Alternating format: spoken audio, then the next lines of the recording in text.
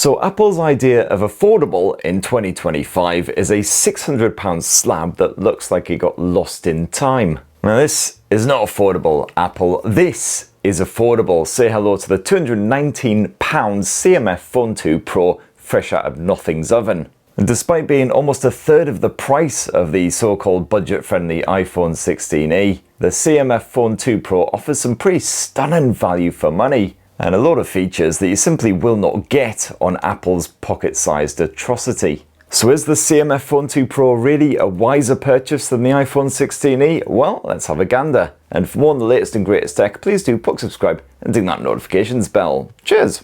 So checking out this pair side by side, it really is a case of little and large. You got the dinky 6.1-inch iPhone 16e compared with a 6.77-inch Nothing CMF Phone 2 Pro. And this is one of the few areas where I actually prefer Apple's blower to the CMF jobby. Because if you know your Uncle Spur, you know I like my smartphones miniature, quite intimidated by larger things. And it's all to do with screen. As you can see there, the bezels on both these phones are not too chunky, not too skinny either. And you've got similar styling on both these blowers as well. Completely flat front and back and flat edging as well. As you can see there, Nothing's smartphone a little bit more slimline compared with the iPhone. Now up front you've got Apple's ceramic shield here on the iPhone 16e versus Panda glass on the CMF Phone 2 Pro. And I would certainly hope that the ceramic shield is more scratch resistant and shatter resistant compared with the Panda glass. Although obviously I haven't hoid these things out of a window or anything like that, so I can't really say for sure. But regardless, Nothing has also slapped a pre-installed screen protector on the CMF Phone 2 Pro. That extra bit of durability. As for the rear end, well, you've got a glass arse here on the iPhone 16e, whereas it is a placky back on the CMF Phone 2 Pro. However, the iPhone comes in a frankly crap selection of colours, not much of a selection at all, white or black. While the CMF Phone 2 Pro can be snaffled in a variety of hues, including this bright, bold, in-your-face orange effort. Not only that, but you can actually customise the look at any time by slapping on a fresh cover. And Nothing is offering a small selection of accessories to further customise and personalise your CMF phone, including lanyards and wallet stands. So overall, it's perhaps no real surprise that the iPhone 16e sports the more premium design of the pair, but I've got to say the CMF Phone 2 Pro is just more fun and more customizable. And what about that all-important jiggle test? Well, that's a tie. When it comes to water, the iPhone can put up with being a wee bit more moist. It's IP68 rated versus the IP54 rating on the CMF Phone 2 Pro. That said, Nothing reckons that the CMF phone can be comfortably submerged in a shallow body of water for up to 20 minutes without bulking up. While it's also been put through apparently all kinds of durability tests, including extreme temperatures and proper full-on humidity. So if I was ever to venture somewhere particularly hot and humid, chances are I would drop dead before this thing.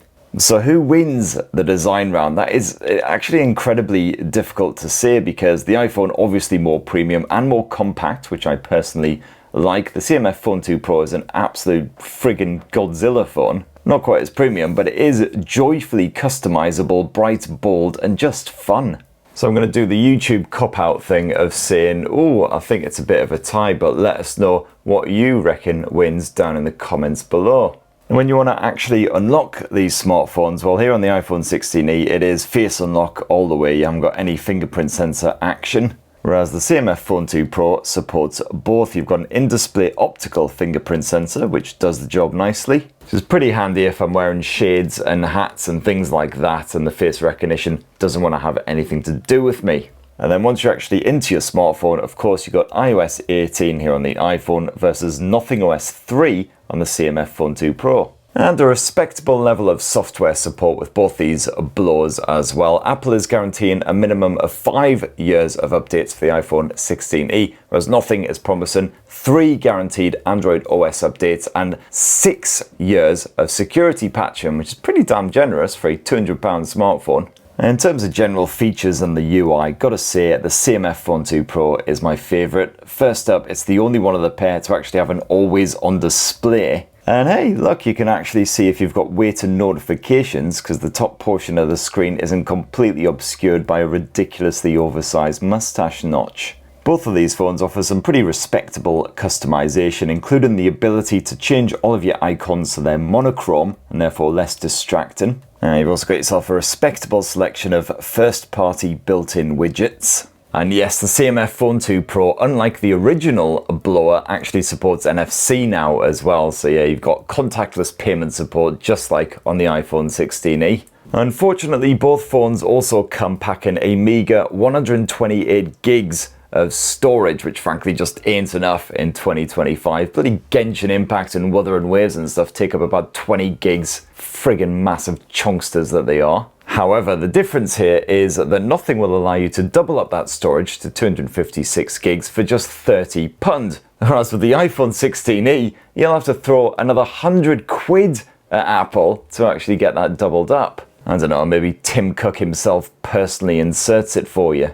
And hey, of this pair, it's only the £200 smartphone which supports micro SD memory cards to effortlessly expand up to 2 terabytes. And of course, if you've seen any of Apple's adverts these past few months, you'll know they're making a bit of a song and dance about Apple intelligence, despite the fact that so far, this so-called intelligence appears to be better hidden than Madeleine McCann. There's the one that doesn't quite understand what you want it to draw, and the one that doesn't quite understand what you're trying to say, because it apparently doesn't seem to speak your language. And also the one that can hesitantly suggest you might be looking at a houseplant, but it's not entirely sure. Whereas you've got Google's unsurprisingly superior AI shiz slapped onto the CMF Phone 2 Pro, including Gemini, who is just a tad smarter than Siri. I mean, seriously, it's like comparing Stephen Hawking to Andrew Tate.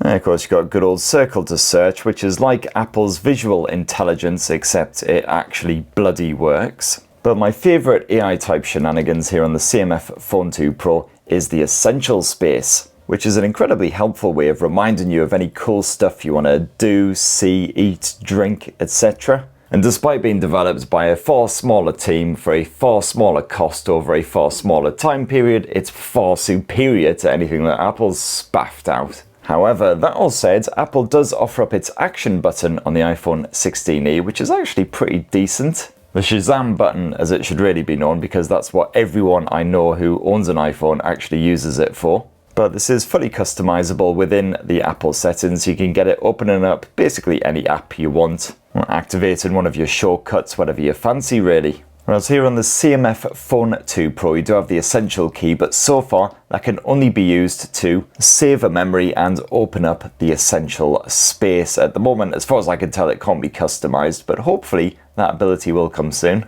Now, when it comes to the displays, of course, you've got a 6.77-inch AMOLED on the CMF Phone 2 Pro versus the dinkier 6.1-inch OLED here on the iPhone. The iPhone 16e's display is technically sharper, as it is smaller and sports a similar resolution. However, on the CMF phone you do have a larger space for viewing movies, TV shows, whatever, and also it's only hindered by a dinky selfie cam orifice versus a stupid great honking mustache notch. Got HDR10 support on the CMF phone, while the iPhone also adds in a bit of Dolby Vision action. And as for the brightness levels, when both smartphones are maxed out, got to say the CMF Phone 2 Pro just appears to be that little bit brighter. It's a little bit easier to read outdoors on a sunny day. But the real separator between this pair, and for me the reason the CMF Phone 2 Pro absolutely smashes the iPhone in the display round, is the refresh rate, because this maxes out at a measly 60 Hz on the iPhone, whereas of course it scales all the way up to 120 Hz on the CMF Phone 2 Pro. And the difference is obvious. Flipping through menus and apps and everything just looks really lethargic and juddery on the iPhone compared with the silky smoothness of the CMF phone. However, Apple does actually claim victory in another round here, and that round is the audio side of things, because the CMF Phone 2 Pro lets itself down with a basic budget-friendly mono speaker setup. Meanwhile, the iPhone 16e sports a stereo speaker configuration, which is just louder, bolder, and overall better.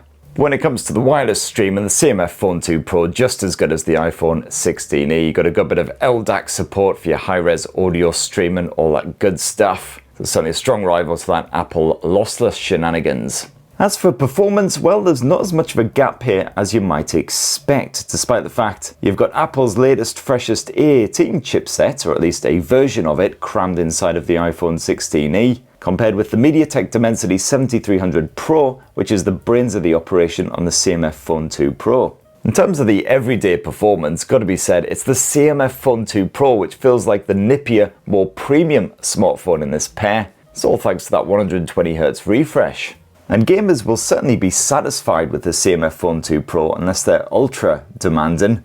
You get some occasional dips in the frame rate when gaming on the likes of Wuthering Waves at the default graphics settings, but it is remarkably playable, while the iPhone copes pretty well with intensive titles like Genshin Impact as well. So overall it is actually quite tough to call. I'll have to give it to the iPhone, I guess, because it is technically the more powerful of the pair, but as I say, the CMF Phone 2 Pro does feel nippier most of the time. Oh, and while Nothing's blower sports a fairly basic gaming mode, that's still better than absolutely bugger all gaming mode, which is what you get on the iPhone 16e. Builders are in, can you tell? As for the connectivity, it's remarkably similar. On these smartphones, you've got sub-6 5G support on both, bugger all support for Wi-Fi 7, it's Wi-Fi 6 all the way. Oh, and shag all support for ultra-wideband tech either.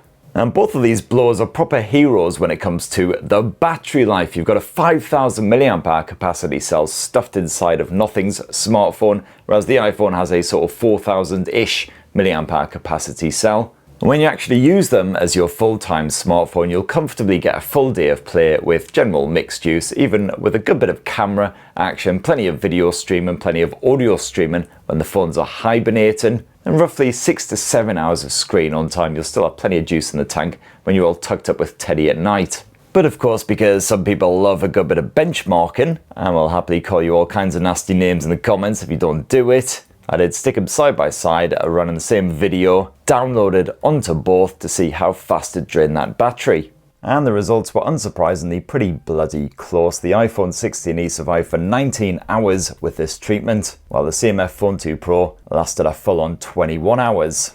Sadly, neither phone particularly fast to charge. When you bung a cable in them, they'll take about the same length of time to power right up. You're looking at about a 50% charge in about half an hour. And of this pair, it's only the iPhone 16e that actually offers wireless charge, and you get bugger all support for that on the CMF Phone 2 Pro.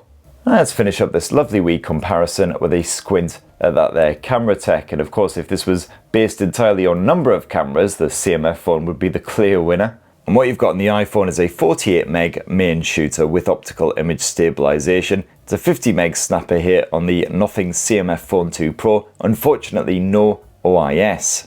Now, if you love how iPhones tend to oversaturate pics, well, you'll absolutely adore the CMF Phone 2 Pro, which often goes one step further with its XDR shenanigans.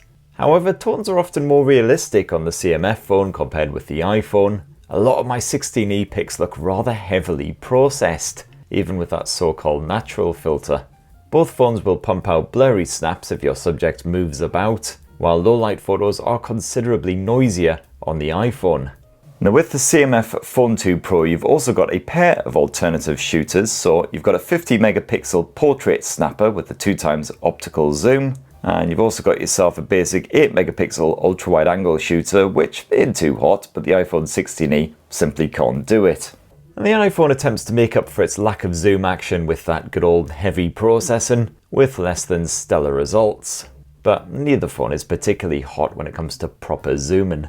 And well, the CMF Phone 2 Pro offers a Pro mode, or Expert mode as it's known here, which can shoot raw images. You don't have that on the default native camera app here on the iPhone 16e. And as for your video shenanigans, well, you can capture up to 4K resolution footage on both of these phones. However, you can't do that at 60 frames per second here on the CMF Phone 2 Pro. You have to knock it down to full HD if you want that frame rate. But both absolutely do the job for your simple home movies. Here's a bit of sample footage shot side by side on the iPhone 16e and the CMF Phone 2 Pro.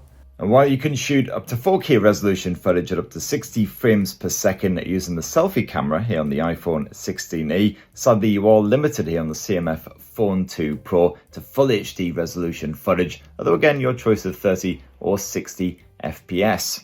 And there you have it, my lovelies. That in a tasty wee nutshell is how the affordable 16e stacks up against an actually budget-friendly Android blower. Now for your uncle's spur, absolutely hands down, I would take the CMF phone every single time. This is more fun, it feels faster, the battery life is just as excellent, and the actual features and everything better than what you'll get on the iPhone 16e. But what do you reckon? Did Nothing indeed actually dump its guts all over Apple in this test? Or is the iPhone 16 all the way for you? Definitely let us know down in the comments below. If you want to know more on either of these blows, my full reviews are live right now on TechSperts. Please do poke subscribe and ding that notifications bell for more on the latest and greatest tech, and have yourselves a ruddy, wonderful rest of the week. Cheers everyone, I love you all.